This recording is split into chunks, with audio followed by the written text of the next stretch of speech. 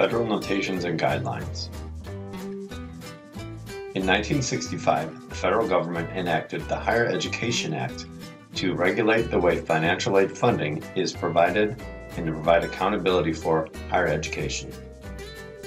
In 2008, this act was updated and relabeled the Higher Education Opportunity Act, which also provided for authentication and identification of students receiving financial aid, but also engaged in online educational courses.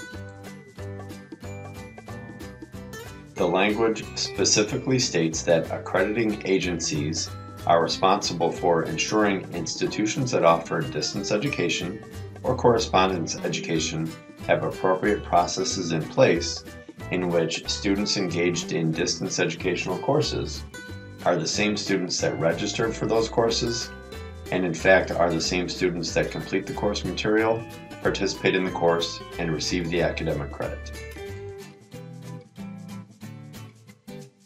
So in summary, the federal government wants to make sure that educational institutions are authenticating students and ensuring that those students that are taking courses are the ones that register for them and complete them.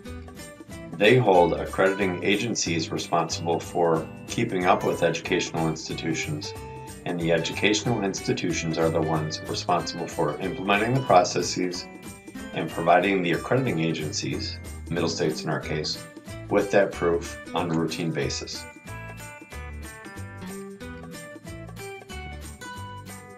Verification of compliance includes the following.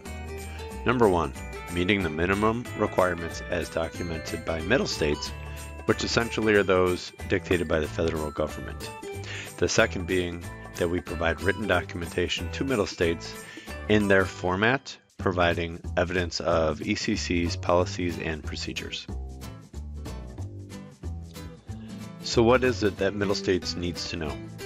Well, first of all, we need to provide our policies and procedures used to ensure student identity verification in distance or correspondence education courses are met.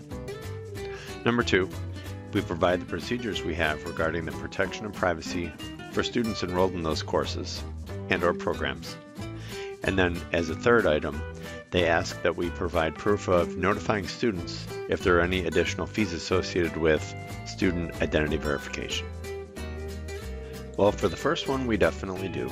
We have a unique process where we assign each student a unique username and password, and those are used to log the student into the various areas that will give them access to distance education information as well as other areas. As for the second area, yes, again, we do have a procedure in place that protects the privacy of our students enrolled in these programs.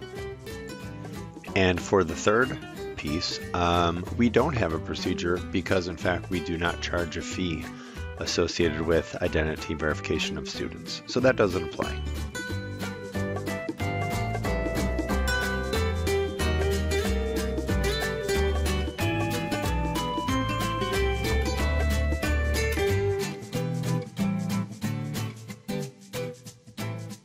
On occasion, an online course may require a student to be on campus to take an exam, and at times students are unable to do so.